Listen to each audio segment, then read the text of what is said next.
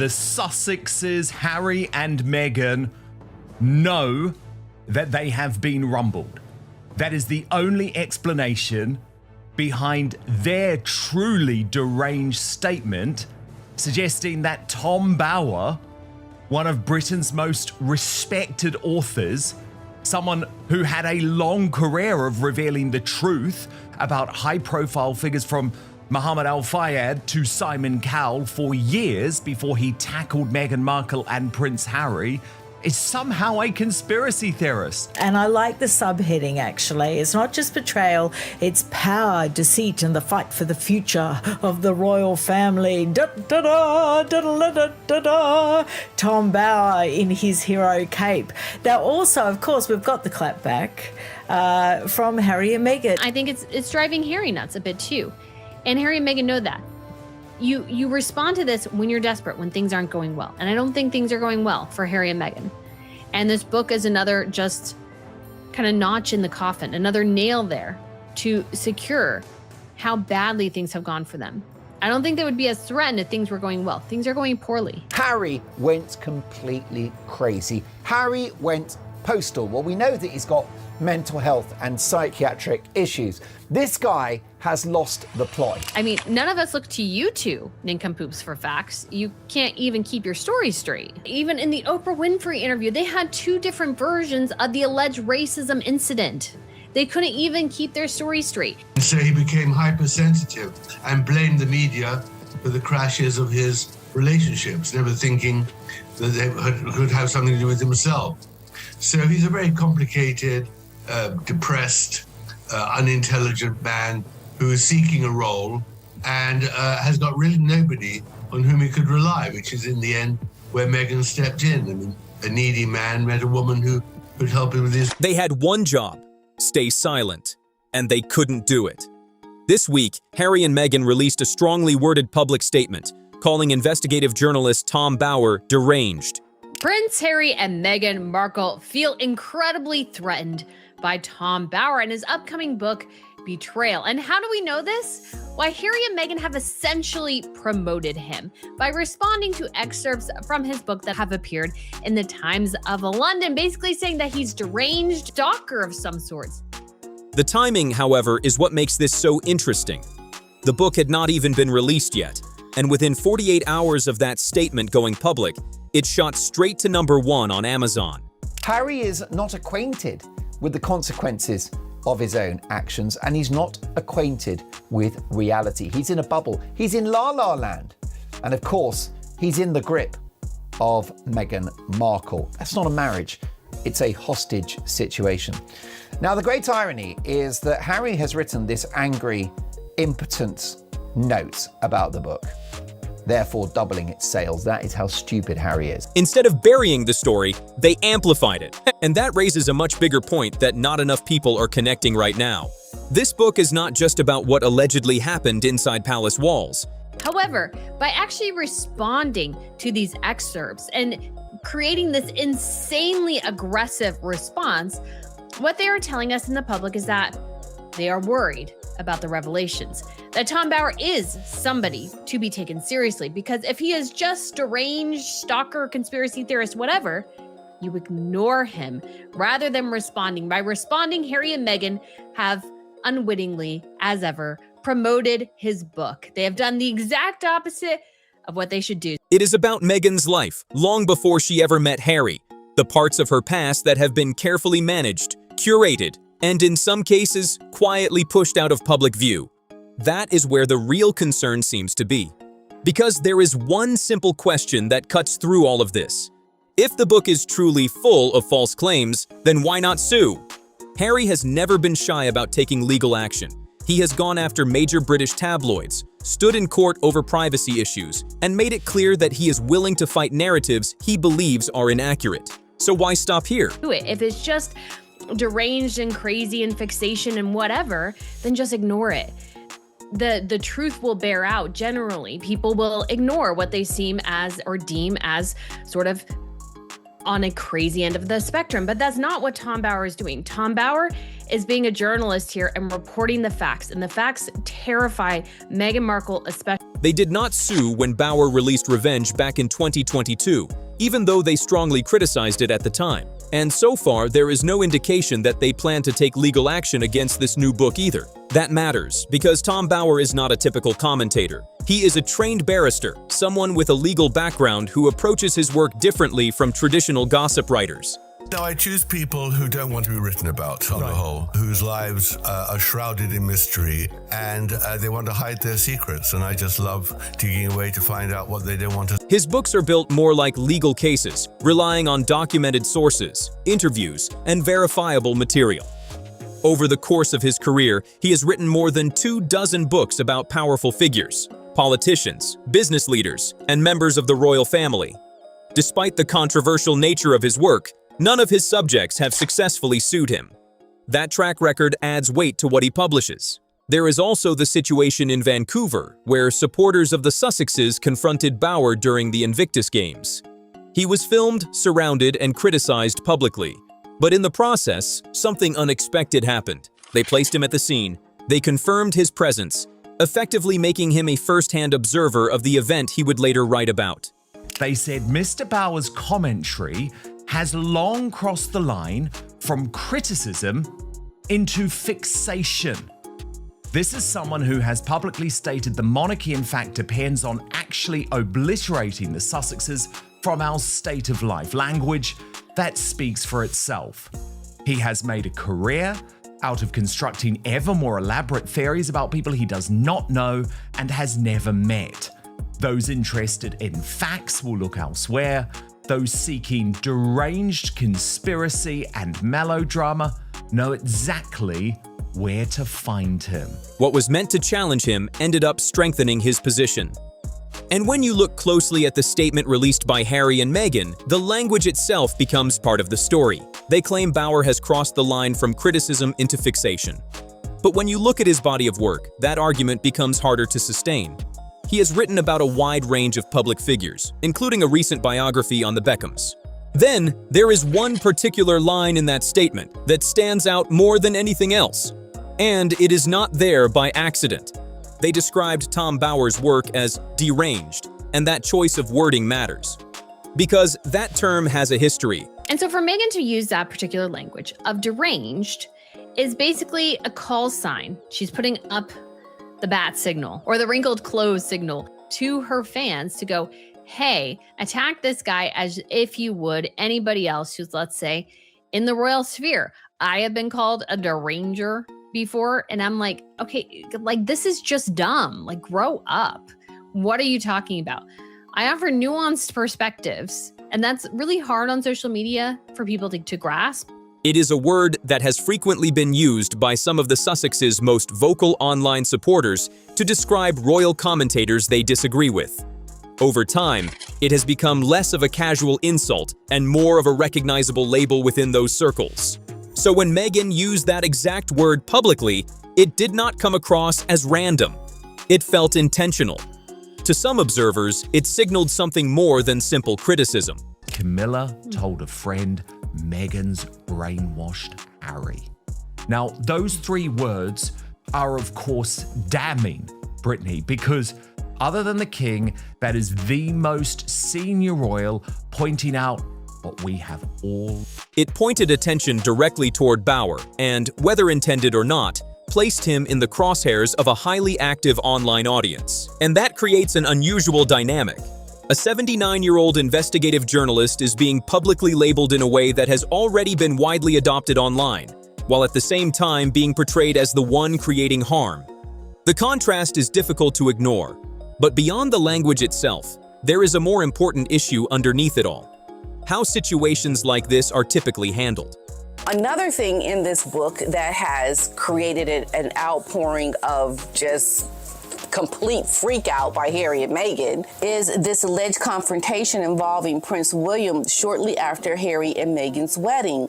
The book is claiming that there was this intense discussion that escalated when Meghan reportedly told Prince William to take his finger out of her face. Can we not see this happening? Can we not validate that we would see Prince William doing something because he is completely emboldened and passionate about the brainwashing that he sees happening with Harry? And Meghan saying, you better get your finger out my face. Yes, I can see it. Absolutely. And Meghan doesn't want to be the one that is being told off. Under British law, if a claim is false and damaging, the standard response is legal action. You challenge it in court, where evidence can be examined and claims can be tested. Public statements, on the other hand, serve a different purpose. They shape perception, but they do not require proof. In an attempt to save Centre Bali, Harry had to go to Tokyo because they needed the essential funding from a major Japanese billionaire. And it was really the first moment. Now, Bauer doesn't say this. This is me saying this from what Bauer told me. For me, this is the first moment when Harry was released from his Melodramacito bubble. She presented Harry with the findings of a comprehensive brand audit. His brand. Now, can you imagine?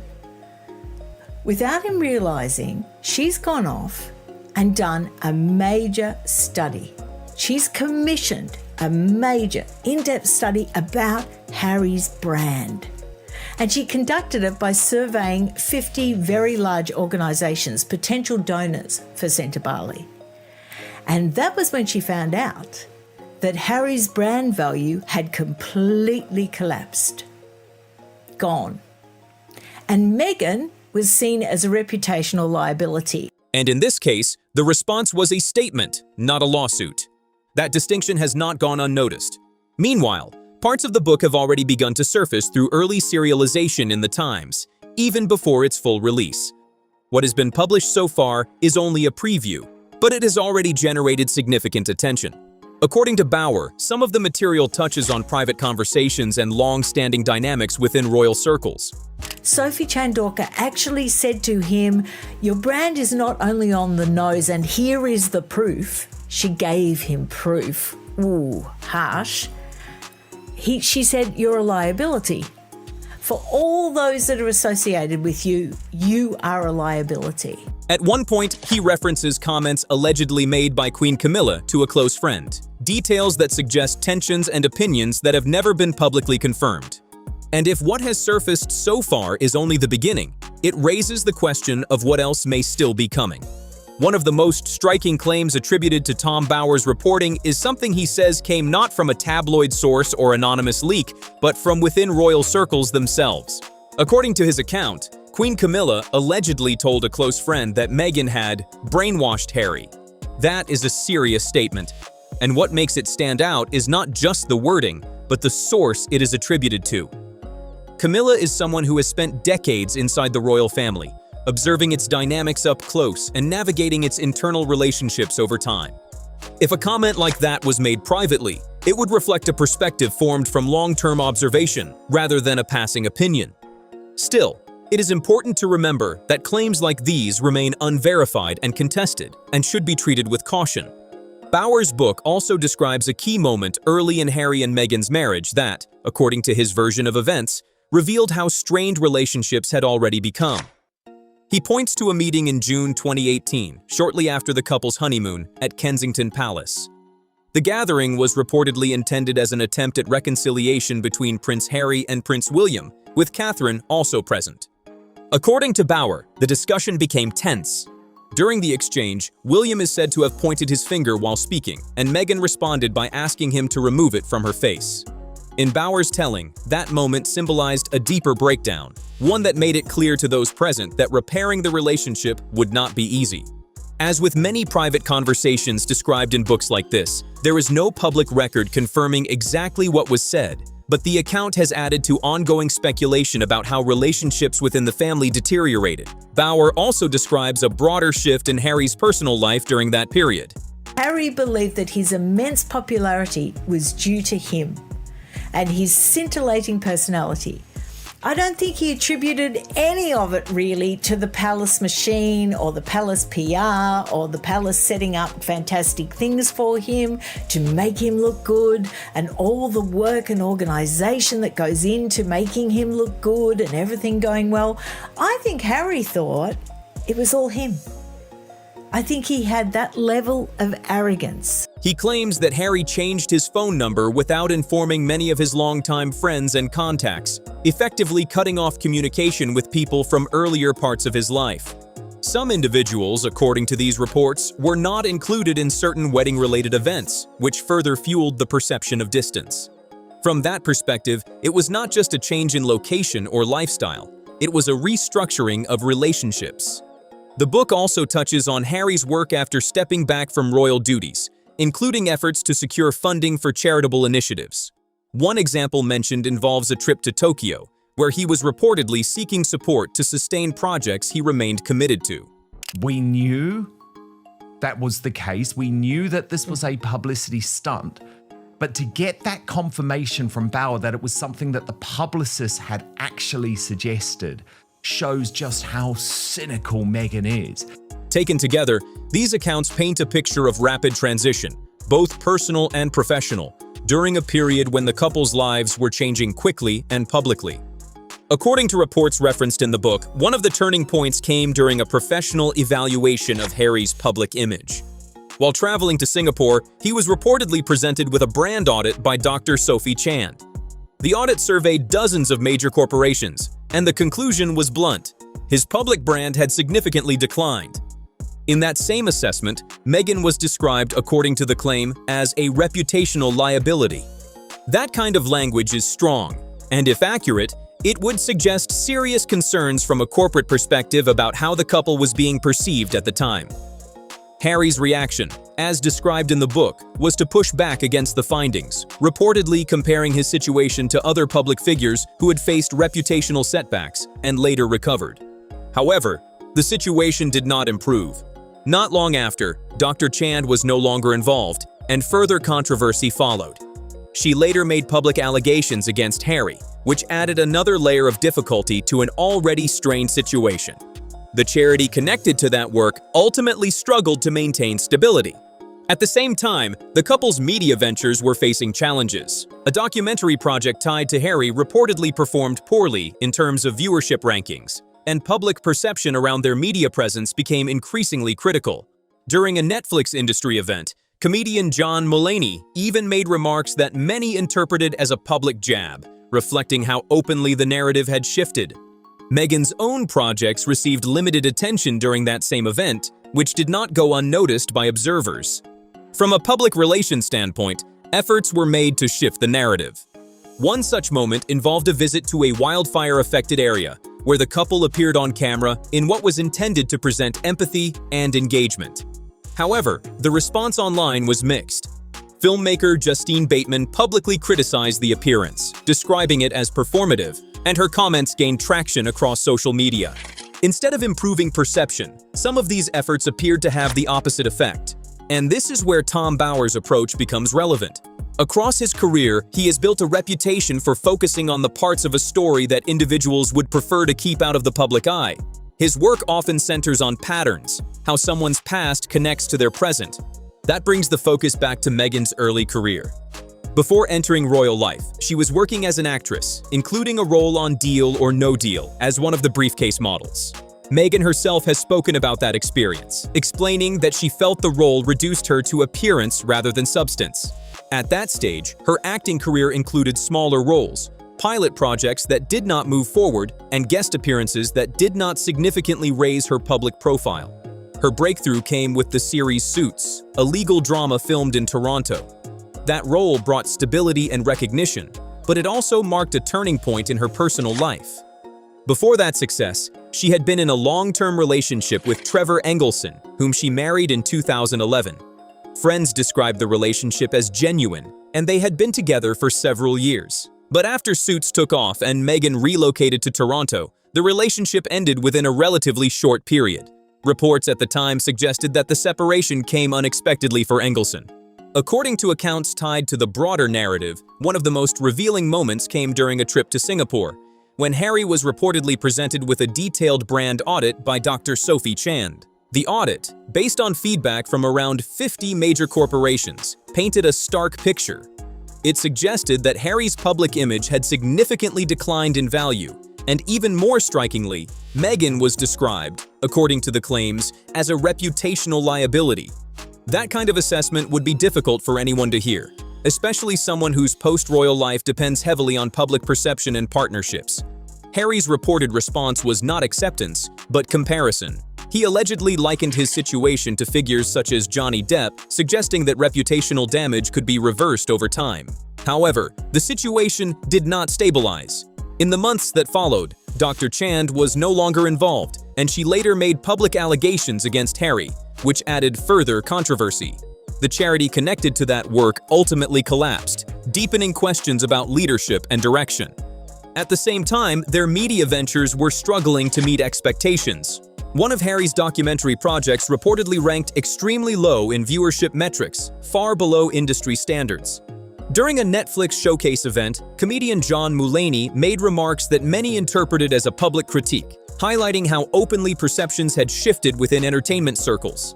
Meghan's own project notably received little to no mention during that same presentation, which only added to the narrative that their influence in Hollywood was weakening. In response, efforts were made to reshape public perception. A visit to a wildfire-affected area was presented as a moment of compassion and engagement, but it did not land as intended. Filmmaker Justine Bateman publicly criticized the appearance, describing it as performative, and her comments spread rapidly online. Instead of rebuilding credibility, moments like these often seem to reinforce skepticism. This is where Tom Bower's approach becomes central. Across his career, he has focused on uncovering the parts of public figures' lives that are least discussed, the patterns, the transitions, and the moments people prefer to leave behind. His work consistently returns to one core question: how much of a public persona is authentic and how much is constructed? That question leads directly into Meghan's early career. Before royal life, she worked steadily, but without major breakthrough success. Her role on Deal or No Deal as a briefcase model is something she has openly reflected on, describing it as an experience that made her feel reduced to appearance rather than recognized for ability. Beyond that, her career consisted of smaller roles, pilot projects that did not advance, and guest appearances that, by industry standards, did not establish her as a major name. Her trajectory changed with Suits, the legal drama filmed in Toronto, which gave her consistent visibility and a stable role. But alongside that professional shift came significant personal changes. Before Suits, she had been in a long-term relationship with Trevor Engelson, whom she married in 2011 after several years together. Friends described the relationship as genuine, but after her move to Toronto and the success of the show, the marriage ended within a relatively short period. Reports suggested the split came unexpectedly for Engelson. After that came another relationship, this time with chef Corey Vidiello, with whom she reportedly lived for a period. That relationship also ended around the time she was introduced to Prince Harry. Bower's analysis frames these transitions as part of a broader pattern, suggesting that major life shifts often coincided with new opportunities. Whether one sees that as ambition, timing, or something more calculated depends largely on perspective. Beyond relationships, there have also been long-standing questions about Meghan's social circles before joining the royal family. Reports have pointed to connections within elite Hollywood and international networks, including high-profile events and influential figures. These aspects of her past have been discussed but never fully clarified in a detailed public way. And then there is the issue that generates the most intense reaction of all: her children. Various public figures, including Lady Colin Campbell, Thomas Markle, and Samantha Markle, have raised questions over the years regarding the circumstances of Archie and Lilibet's births. These claims remain unproven and widely disputed, but they continue to circulate in certain circles. From a legal standpoint, the topic carries weight because British royal succession laws historically require heirs to be born of the body. Any challenge to that would have significant implications, as Archie and Lilibet currently hold positions in the line of succession. The level of privacy surrounding the births has remained one of the most discussed aspects of Harry and Meghan's story. From the beginning, the approach was noticeably different from long-established royal tradition. There were no hospital steps photographs, no detailed medical briefings, and very limited official information released to the public. For some, that represented a modern decision to prioritize family privacy. For others, it stood out as a significant break from precedent, and that difference is what continues to fuel ongoing speculation. In June 2025, Meghan posted a video on Instagram showing herself dancing with Harry while visibly pregnant. Many interpreted the clip as a direct response to the rumors that had been circulating for years. However, rather than settling the debate, it seemed to deepen it in certain corners of the internet, where critics questioned the authenticity of what they were seeing. What keeps the conversation alive is not just the claims themselves, but the absence of direct engagement with them.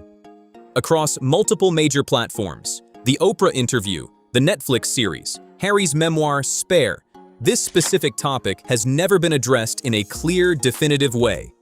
That sustained silence, whether intentional or strategic, has left space for continued speculation, because the answer, if offered directly, would likely be straightforward.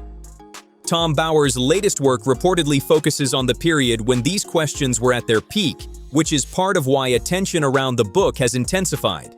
At the same time, another development is beginning to draw attention: Harry and Meghan's planned return to Australia. This visit, expected in mid-April, will be their first time back in the country in 7 years. The contrast between then and now is striking. In 2018, they arrived as newly married working royals, announcing Meghan's pregnancy during the tour. The reception was overwhelmingly positive, with massive crowds and global media coverage marking what many considered the height of their public popularity. The situation they are returning to now is very different.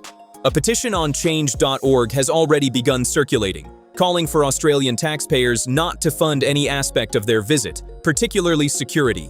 The argument being made is that, having stepped away from royal duties, they should be treated as private citizens rather than representatives of the crown. The nature of the trip itself has also sparked discussion. Meghan is scheduled to headline a high-end lifestyle retreat in Sydney, with ticket prices reportedly starting in the thousands, including premium packages that offer exclusive access. Harry, meanwhile, is set to speak at a workplace mental health summit in Melbourne. These appearances have led some commentators to question how the couple now positions themselves publicly, balancing their royal past with their current roles in the private and commercial space. Royal commentator Rob Shooter summarized the concern bluntly, suggesting that this is not a traditional royal tour, but rather a visit shaped by private ventures and personal branding. Historian Tim Ewart offered a broader perspective, noting that Australia played a significant role in their earlier royal journey and may have also contributed to the tensions that followed. What makes this return particularly significant is not just where they are going, but what it represents. They are presenting it as a re-entry into a place that once symbolized their peak, but also one that, according to some accounts, marked the beginning of deeper internal pressures. And now, as they step back into that spotlight under very different circumstances, the reaction they receive may say more about their current standing than any statement or interview ever could. The secrecy surrounding the births remains one of the most debated aspects of Harry and Meghan's story, and years later, it still has not been fully put to rest. In June 2025, Meghan shared a video of herself dancing with Harry while visibly pregnant, which many people interpreted as a response to the long-running speculation. However, instead of closing the conversation, it seemed to deepen it in certain circles, where critics questioned what they were seeing while supporters dismissed those claims entirely. What continues to fuel the discussion is the fact that the question has never been directly addressed. Across major platforms like the Oprah interview, the Netflix series, and Harry's memoir Spare, there has never been a clear, definitive response. Whether that silence is intentional or simply personal, it has allowed the topic to remain active over time. Now, all of that is intersecting with a major moment ahead. Harry and Meghan are set to return to Australia in mid-April, marking their first visit in 7 years. The contrast between then and now is striking. Back in 2018, they arrived as newly married working royals and were met with massive crowds and overwhelming public interest, especially after announcing Meghan's pregnancy during that tour. This time, however, the atmosphere appears far more divided. A public petition has already begun circulating, calling for Australian taxpayers not to fund any part of their visit, particularly security, with the argument that they should now be treated as private citizens following their decision to step away from royal duties. The nature of the trip reflects that shift as well. Meghan is scheduled to headline a high-end retreat in Sydney, with ticket prices reaching into the thousands, while Harry is set to speak at a workplace mental health event in Melbourne. These appearances have led some observers to question whether this is a return in any traditional sense or a continuation of their transition into private commercial roles. All of this is unfolding just as Tom Bower's book is released on March 26th, meaning that by the time they arrive in Australia, much of the public and media will already be familiar with its claims and arguments. Their earlier response to the book, which drew significant attention online, appears to have amplified interest rather than reduced it, pushing it to the top of sales charts before release. That dynamic reflects what is often called the Streisand effect, where attempts to push back against something can unintentionally bring it even more attention. So now everything converges at once. A highly public return, a controversial book shaping the narrative, and a global audience watching closely to see how it all unfolds. What do you think about the situation? Did their response help or hurt them? And how do you see this Australia trip playing out? Let me know in the comments, and if you've been following stories like this, make sure to like, subscribe, and stay tuned, because this conversation is far from over.